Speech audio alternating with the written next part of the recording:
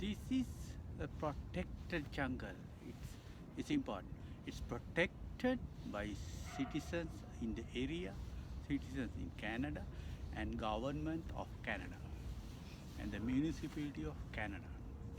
So this is a difference I see between our country, my country Sri Lanka, and here. If my first people in Sri Lanka see this, acres and acres of natural plants, natural trees, natural pure water, wetland, they will think to create a concrete jungle here to commercialize this. So, but they cannot think how much of a value is there in these leaves, trees, root systems, the soil, which how much it contribute to our nation, Canadian nation. And here in Canadian, in Sri Lanka, they cannot think like that. It's a concrete is more valuable for them than anything. They're short-sighted also. And there, I see a lot of differences in Canada and in Sri Lanka.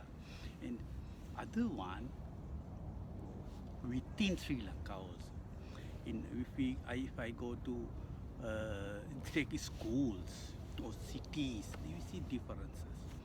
When Kandy has two schools, bigger schools, Trinity and Dharmaraj. They have two different. I was in Colombo, and in Colombo, the Royal and Anand, they are the biggest school. I see a difference between Anandians and the Royalists. When we get Anandians, our Prime Minister, the Defense Secretary was Anandian, head of the army was Anandian, and a lot of brigadiers were Anandian. They are the one who thought the way to remove, way to eliminate terrorism is by mass scale killing of terrorism, killing of terrorists in the civil. So what is this difference in Anand and this thing? And even when there's a racist problem, so when there's a religion problem, the harmony between Buddhist, Christians, Muslims, Tamils, I saw in Negombo. That was the best area I lived in Sri Lanka. I lived in Negombo for 4 years, and now rest of the areas also. I lived in Gaul, and very cruel, very violent people were living there. I lived in Kandy for about 4 years, and the Kandy I see a lot of the deception is lying, deception, all that. They are mainly Buddhist. And what is this difference? What is the difference between Negombo and Kandy and Gaul? What is this difference in Royal, Richmond, Trinity, and Dharmaraja, Mahinda, and Ananda? I was thinking why? Why is these differences? Then I thought the main difference and the background culture is the religion. Ananda, Mahinda, Dharmaraja, they don't have much of a discipline as Trinity, Royal, and Richmond. So the difference is Christianity and Buddhism. And even when I see the harmony between people, love between people, the peace between people is much higher in Negombo than Kandy, Gaul, and those. The difference I saw is the Christianity in Negombo, and majority of Christians in Negombo and majority of Buddhists in Ade. The difference, when I was looking into that, I found some difference, some culture. What is the ideas, attitudes of this culture? What is the ideas and attitudes of Richmond culture? What is the ideas and attitudes of Negombo culture? I could not find much. But what when I was thinking it could be Bible. It could be Bible. So I have a Bible here. I'm not going to teach you some Christianity here, but when I read Bible, I found something. I found something. In the Moses wrote this Exodus. And then in the Exodus, this says, I found the reason, possible reason. So in the Exodus, when his Moses left his wife to children and their family and Moses' father-in-law, all those, and he uh, went to rescue these people from Egypt, from Pharaohs. So when on his journey back through Mount of Sinai, the father-in-law he was a priest, and then he his name is Jethro. Jethro is the father-in-law's name. Jethro came to visit that, and then the next day in the morning, Moses sat on this type of place, and the crowd was around. There are a lot of disputes, problems, some rivalries, and everything. And there was no proper, I don't know, may not be expected. Order was not there, and but they were respecting to Moses a lot because they believe he has a backing from God. So when the Jethro saw Moses was doing some asking some disputes and problems, the complaints, and settling, he give his judgments, and the Jethro saw this is not going to work in this way. Moses is exhausted. He's going to waste. So he came to Moses. The Jethro came to Moses and is telling in the 1850.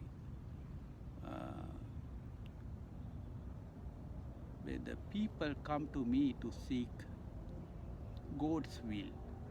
Whenever they have a dispute, it is brought to me and decide between the parties and inform them the God's decree and laws. That's what when the Jethro asked what you're doing, and he answered like that. And then Jethro replied, what you are to Moses, what you are doing is not good. You and these people who come to you will only wear yourself out. Those people, if he is going to stay like this, he's going to wear yourself out. So I'm telling part by part. Teach them the decrees and laws and show them the way to live and the duties they are to perform. That is Jethro's advices. But select capable men from all worth men who hate dishonest gain and appoint them as officials over thousands, hundreds, fifteens, and tens. That is the leadership he is telling. Leadership to 10 people, leadership to 50 people, leadership to 100 people, leadership to 1,000 people. And that is for how he has to do. The simple cases they can decide themselves. That will make your load lighter because they will share it with you. Then when he do that, whatever the disputes that they cannot settle at the lower level, they can let them bring back to Moses. That's what he was getting fear of God.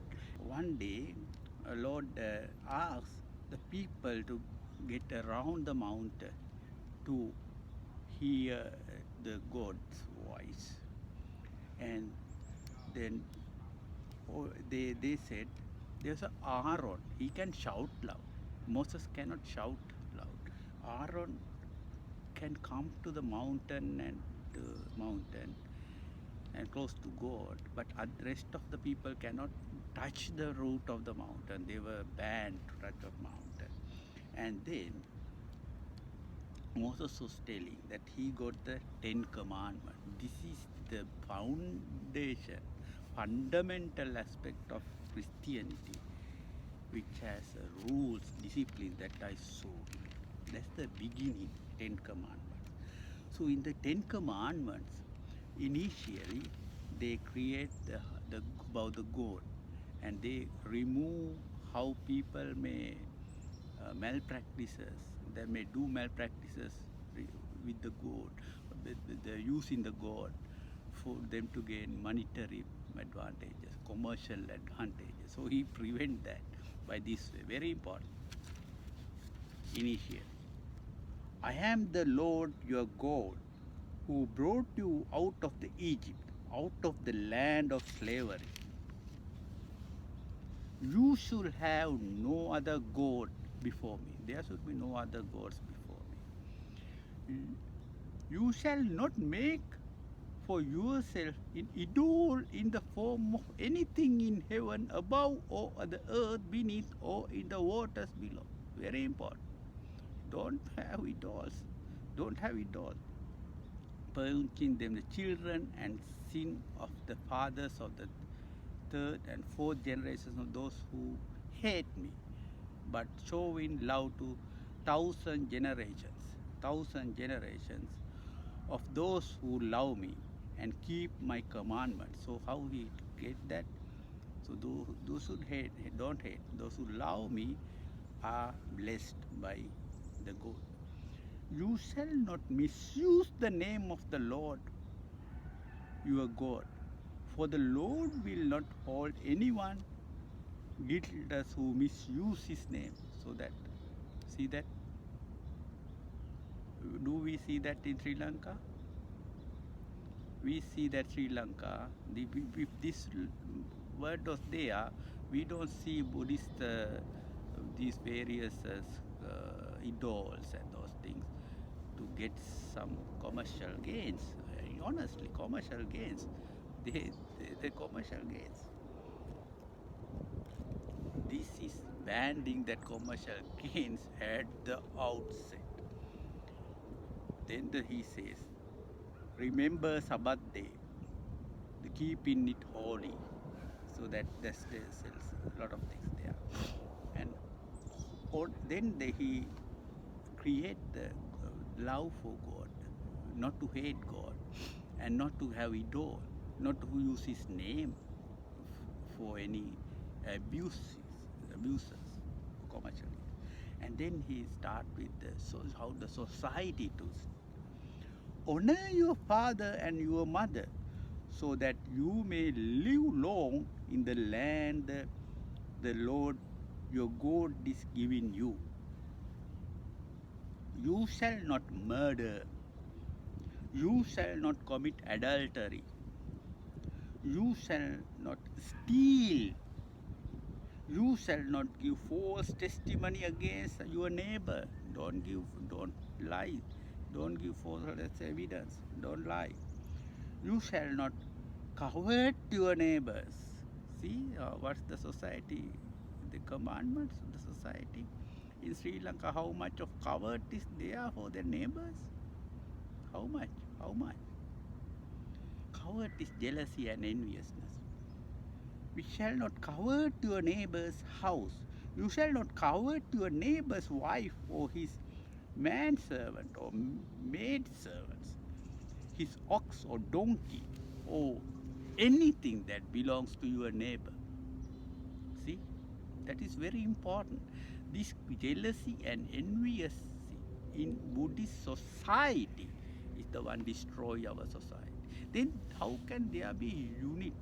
Basic unit of a society is a family.